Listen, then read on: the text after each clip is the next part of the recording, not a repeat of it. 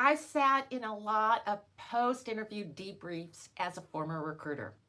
And a common thing I heard, especially when somebody appeared overqualified on their resume, is they were great, but what happened in an interview is they didn't address what the concerns would be of that hiring team. And that's important because when somebody looks overqualified on paper, and that means that generally they have done a job that is a step, even two, above this role, and they want to take a step back, there's concerns that the person is going to be bored, too expensive, or even a flight risk. And what you need to do, and what I have coached many, many people in this situation on, is that you have to show not only you can do the job, but that you have the highest return on investment for the lowest risk.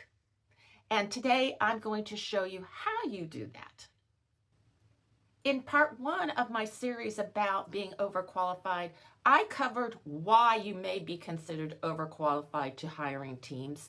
And then we concentrated on your resume, and I gave examples of how you can de-risk yourself on your resume to show you are well qualified for the job and the right fit so that they'll want to bring you in for an interview.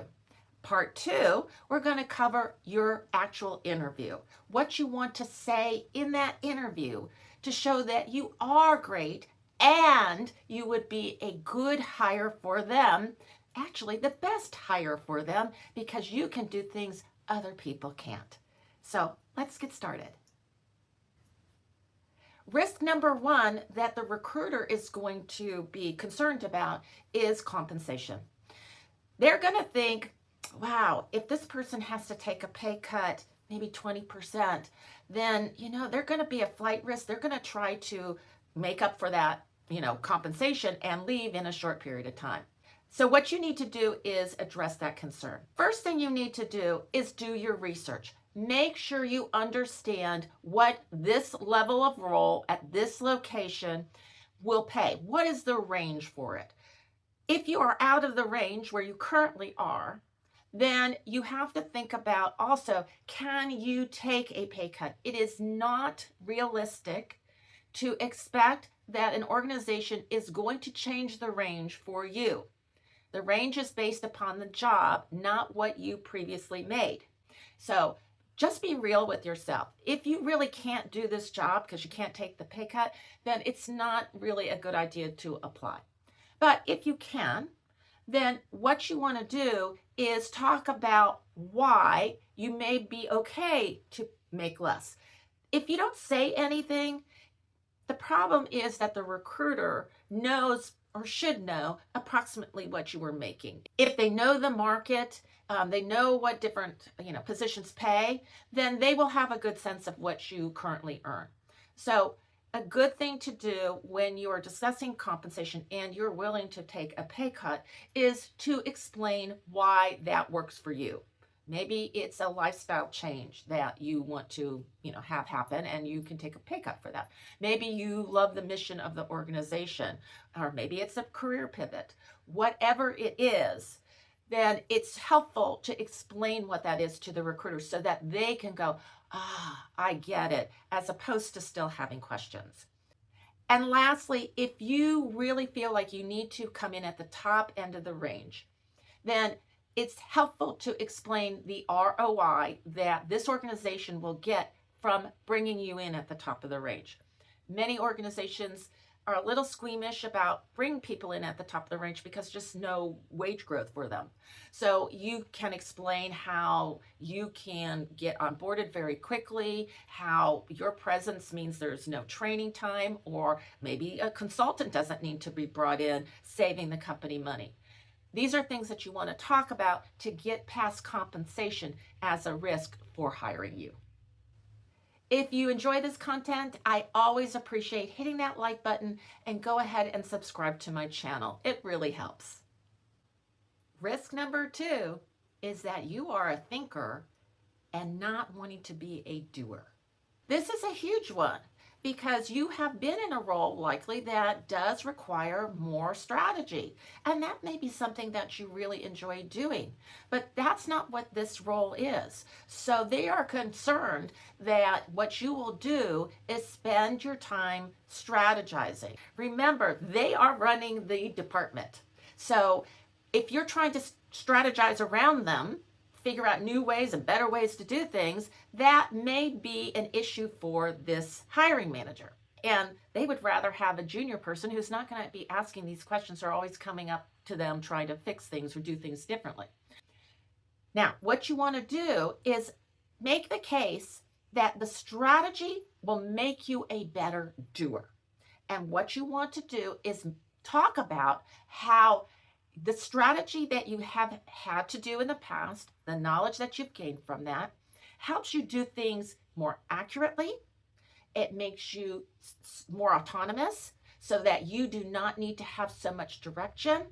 And it helps you to see around corners. So you can anticipate problems and you can problem solve before they become issues, sometimes before you even have to bring them to the boss's attention. That can be something that the hiring manager, the hiring team really values. And that can de-risk you from being a strategist to a doer.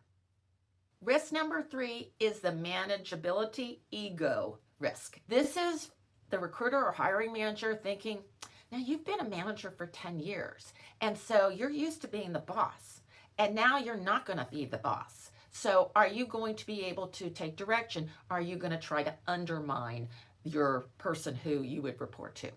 So you need to mitigate that risk. You can do so by, if you've been in this situation where your boss has been younger, you can talk about that situation. But in general, you want to talk about how you view your role as a support. That is how this relationship should be. You also want to talk about where you have maybe gone to a junior person because you thought that they could help you, that you understand that you have knowledge, skills, and experience, but other people have different knowledge, skills, and experience, and that sharing of that can be helpful, and that the goal is actually to move the organization forward. And so it's not about ego. It's all about just supporting each other.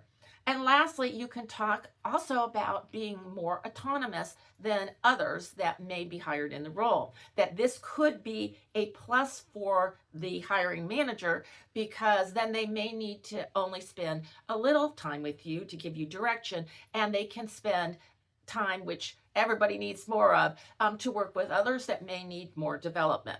So you can use that kind of framework to help you explain why this is an ego, that you are manageable, and so the risk of hire for you is decreased. Risk number 4 is the boredom factor. The recruiter thinks you will become bored very quickly. And when that happens, your work becomes sloppy, you might do quiet quitting, and it just causes issues within the team, that you're just not getting your stuff done, you're not productive. So how do you address this? Because it's a real fear. Well, there's some things that you can do.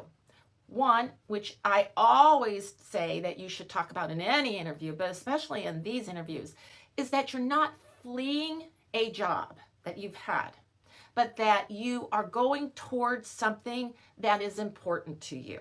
So we talked a little bit about that in, fear number 1 about compensation and how this could fit something that you are really trying to attain in your life. But you want to ensure that they think that this is really where you want to be. The second thing is that you understand the nuances of this job. You may have already had this job at one time. And so those nuances are of particular interest to you. You want to talk about that so you can convince them that you won't be bored because you love to do these sorts of activities.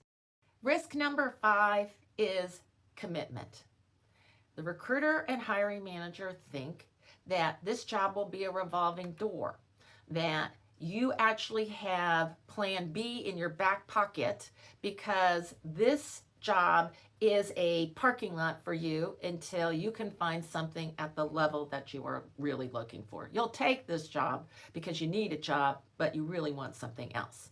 Now, this is a little different than risk 4, which was that you would be bored, because that's just about your productivity in the role. This is more about you not being particularly honest about why you want to have this role.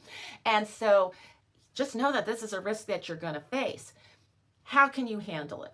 Well, there's really 2 things that you can do here. One is to talk about how you can really contribute ROI immediately.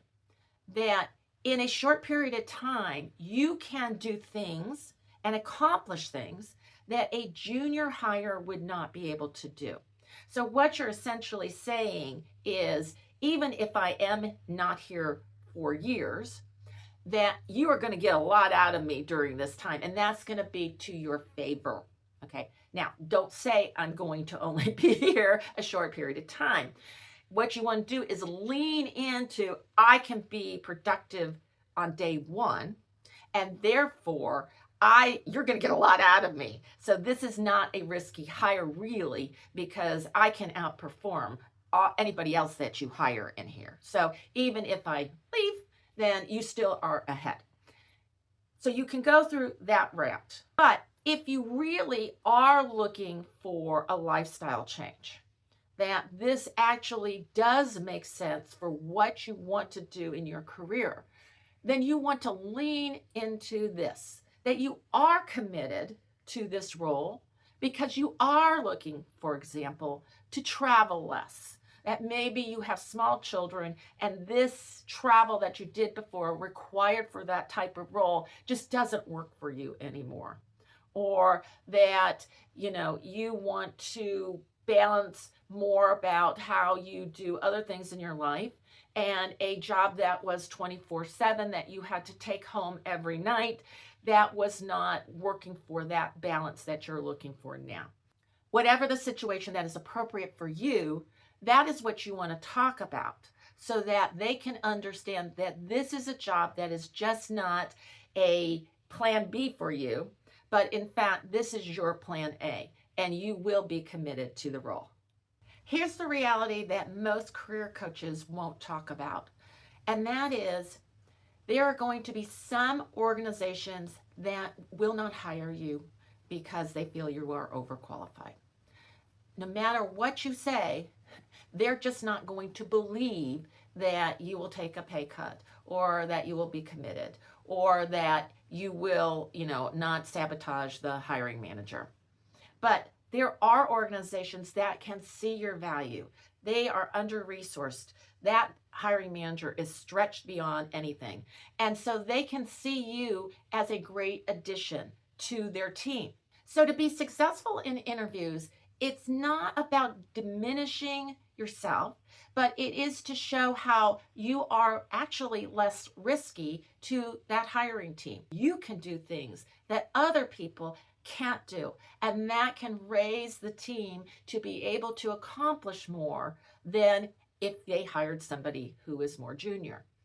If you can show you have that high ROI and actually are a lower risk, that there's a good chance that they will see that you are the best hire for the team.